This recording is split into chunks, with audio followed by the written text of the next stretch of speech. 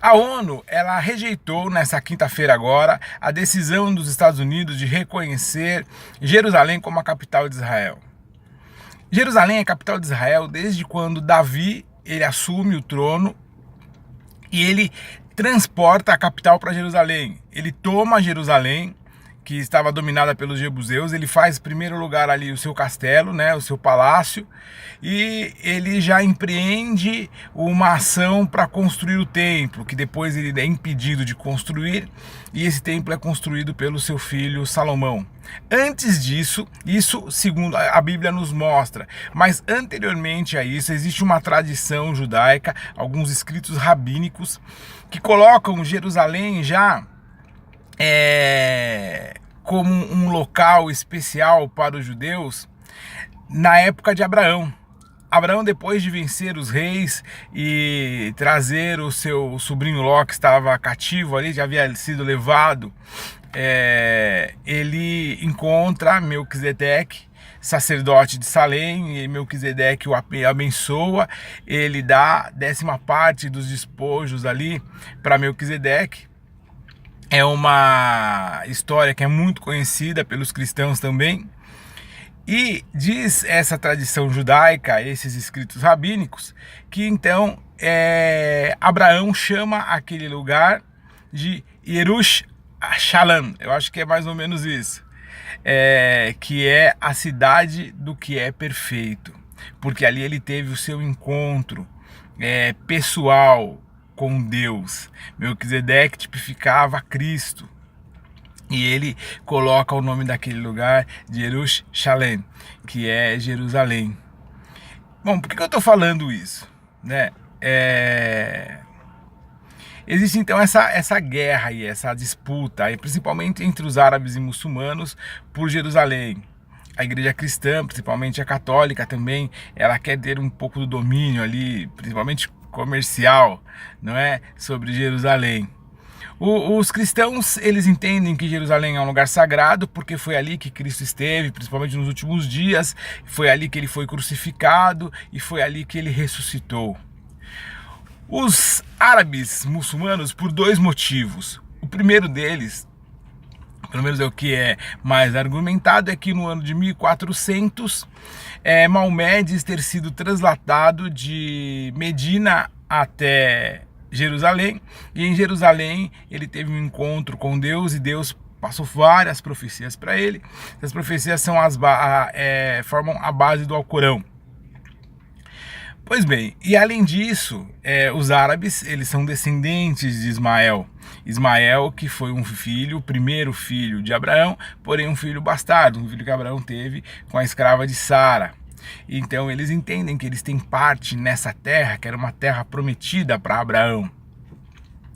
Mas o que eu quero falar um pouco sobre tudo isso, e até trazer um pouco para o âmbito espiritual, são algumas coisas. Primeiro, um alerta, né, aos cristãos.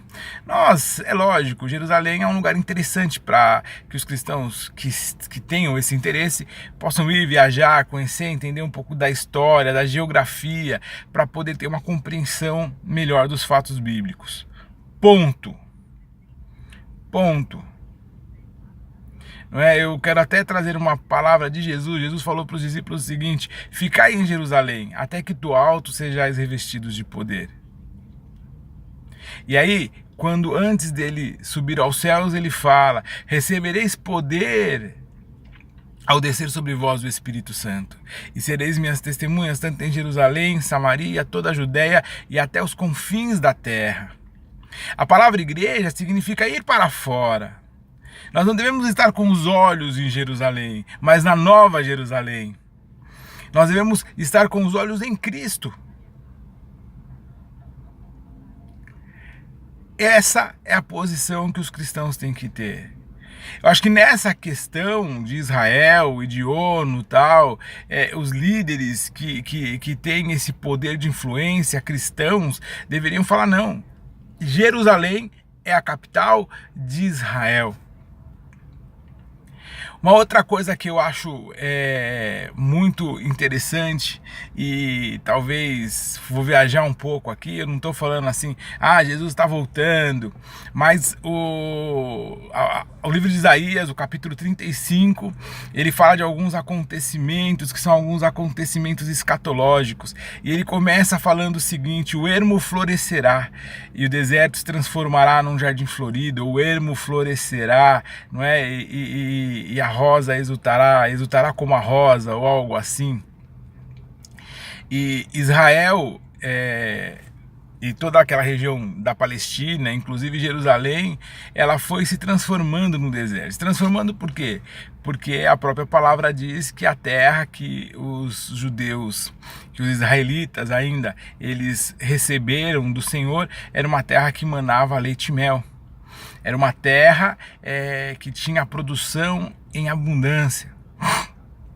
Mas as guerras, as várias dominações, o desmatamento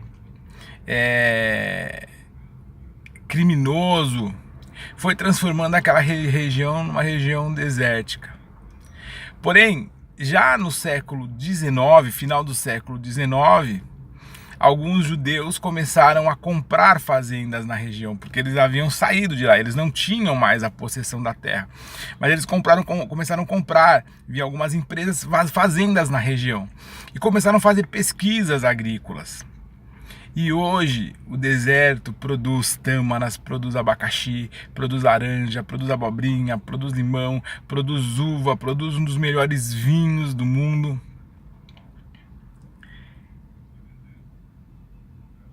E essa conquista de Jerusalém, até mesmo uma nova reedificação de um templo ali, ela tem um sentido material e um sentido espiritual.